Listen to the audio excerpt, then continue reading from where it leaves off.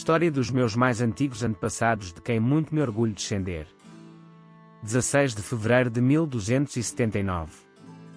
Morre Dom Afonso III, meu 25º e 26º avô, rei de Portugal, conde de Bolonha, quanto a mim, um dos melhores reis de Portugal e um dos meus antepassados reais preferidos. Dom Afonso III está sepultado no mosteiro de Alcobaça.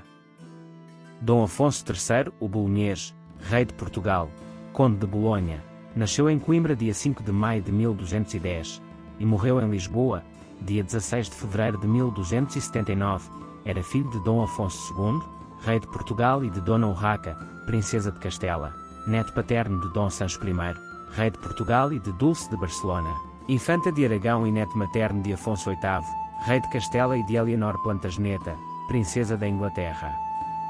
Sucedeu a seu irmão, Dom Sancho II, quando este foi deposto, pela bula papal Grandi, non, imérito. Dom Afonso III vivia em França, onde se casou com Dona Matilde de Bolonha em 1235, tornando-se assim conde jur, uxoris, de Bolonha, de 1235 a 1253, onde servia como um comandante militar, combatendo em nome do rei Luís IX, rei de França seu primo. Assim, apesar de ser o segundo filho de Dom Sancho II, Dom Afonso III assume o reino em 1248. Dom Afonso III teve mais de 20 filhos, legítimos e naturais, e no final da sua vida, viu-se envolvido em conflitos com a Igreja, tendo sido excomungado em 1268 pelo arcebispo de Braga e pelos bispos de Coimbra e Porto, para além do próprio Papa Clemente IV, à semelhança dos reis que o precederam. Foi ele rei de aspecto majestoso, olhos pequenos, mas muito vivos, branco, corado, cabelos pretos, de estatura agigantada, a que se uniam grandes forças. Quando foi aberto o seu sepulcro, em tempo del rei Dom Sebastião, se admiraram todos os que o viram. Dom Afonso III criou as armas reais de Portugal. Dom Afonso foi conde de Bolonha pelo casamento com Dona Matilde de Damartin, condessa de Bolonha. Trouxera até então como suas armas, escudo partido, o primeiro de vermelho, semeado de castelos de ouro, o segundo faixado de prata e azul de 6 peças, és de azul carregadas de 3 flores de lis de ouro, com uma bordadura de vermelho. As primeiras armas eram as de sua mãe, a rainha Dona Urraca, filha de Afonso VIII de Castela, diferenciadas pelo semeado, as segundas eram as de sua esposa, a condessa de Bolonha. Ao receber a coroa real portuguesa, Dom Afonso III precisava exibir a continuidade dinástica e para tanto não lhe serviam exclusivamente as armas maternas.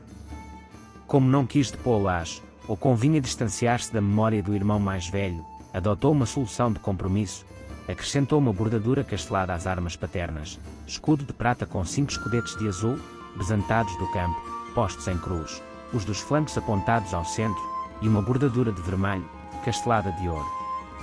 Daí surgiram as armas reais de Portugal até aos dias de hoje.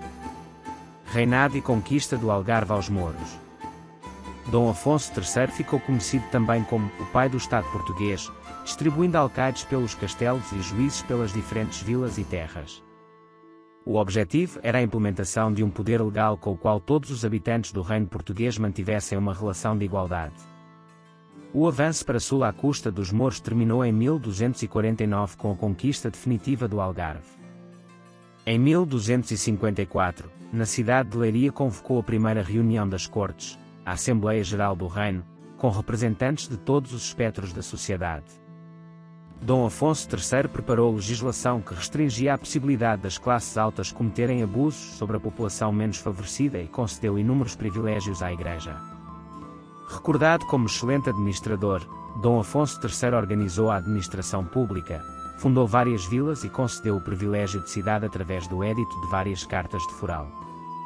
Em 1255, transferiu a capital do Reino de Portugal de Coimbra para Lisboa. Coimbra tinha sido a capital desde Dom Afonso Henriques. O rei gostou da cidade e adquiriu casas, melhorando as condições de residência. Lei das Almetaçarias. Nesta lei de 26 de dezembro de 1253, destinada ao território de Entre Douro e Minho, o rei Dom Afonso III reconhece ter ouvido os mercadores e os cidadãos homens bons dos concelhos. Existe uma forte crise agrícola. Proibida a exportação de cereais e de metais preciosos. Um dos sinais está no intervencionismo económico do poder supremo, bem como na existência de uma espécie de rei empresário. Com efeito, entre nós, se o rei da primeira dinastia, como refere Lúcio de Azevedo, era proprietário rural, e o maior de todos, eis que depois de transformada a monarquia em potência comercial, o rei que fora o principal senhorio agrário, era agora também o principal mercador. As sucessivas crises de subsistências que, desde a primeira da independência, marcaram a vida portuguesa, habituaram o poder real e o poder municipal a um extenso intervencionismo nas atividades económicas. O tabulamento e a taxação de preços de bens e serviços e a fixação de salários máximos constitui facto comum ao longo de toda a nossa Idade Média, podendo encontrar-se inúmeras posturas locais sobre a matéria, desde as de Coimbra, de 1145, bem como leis gerais, como a 26 de dezembro de 1253, respeitante à região de Entre Douro e Minho. Ao que parece, a legislação régia sobre a matéria era meramente supletiva face às posturas locais, existindo apenas em caso de graves crises de subsistências ou na sequência da operação de quebra ou britamento da moeda. Aliás, são os próprios conselhos que sucessivamente reclamam a intervenção do rei. Outro sinal de intervencionismo está no estabelecimento de regras de abastecimento público, principalmente com a vinculação de certas profissões ao exercício daquilo que poderemos considerar hoje autênticos serviços públicos. Aliás, os mesteirais ou mesteiros medievais derivam dos serviministeriais do Baixo Império Romano. Entre nós, o principal reflexo desse intervencionismo nota-se nas chamadas leis sobre a almotaçaria, nomeadamente uma de Dom Afonso IV, incerta no livro das leis e posturas nelas se confirma a existência de um sistema de mercado coativo, de que são reflexo as normas sobre locais obrigatórios para a venda de determinados géneros, sobre a existência de funcionários encarregados da fiscalização económica, dos regulamentos profissionais e da própria concessão de feiras. Este modelo vai continuar nos séculos XV e XVI. Continua a não existir um mercado livre, mas um complexo de mercados coativos protegidos por um rendilhado aduaneiro que estabelece itinerários obrigatórios para a circulação de bens. O que serve para garantir o abastecimento, também é utilizado como fonte de impostos indiretos como portagens, que as partidas e as nossas ordenações consideram um direito real, as passagens ou pigens. Quem pode estabelecer impostos também, pode conceder franquias e isenções. No tocante ao comércio externo, ao controle fiscal das importações e das exportações. Desde a proibição de exportação de certas mercadorias, metais preciosos, proibição de transações com terras dos mouros, a dízima na tributação das exportações, o lealdamento ou alealdamento. Família e descendência de Dom Afonso III. Filhos do casamento com Dona Matilde, Condessa de Bolonha. Dom Roberto, Infante de Portugal. Nome desconhecido, Infante de Portugal. Filhos do casamento com Dona Beatriz de Castela.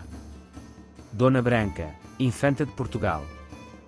Dom Fernando, Infante de Portugal. Dom Dinis, Rei de Portugal, casou com Rainha Santa Isabel de Portugal. Dom Afonso, Infante de Portugal, Senhor de Porto Alegre, casou com Dona Violante Manuel, Infanta de Castela. Dona Sancha, Infanta de Portugal. Dona Maria, Infanta de Portugal. Dona Constança, Infanta de Portugal. Dom Vicente, Infante de Portugal. Filhos com Madragana, depois Mor Afonso, minha 26ª avó. Dom Martim Afonso Chichorro casou com Dona Inês Lourenço de Valadares, ou de Sousa, meus 25º avós. Dona Urraca Afonso de Portugal, casou com Pedro Anos Gago de Riba de Vizela, e depois casou com Dom João Mendes de Briteiros. Filhos com Dona Maria Pérez de Anchara, minha 25ª e 26ª avó. Dom Afonso Dinis casou com Dona Maria Pais Ribeira, meus 24º e 25º avós.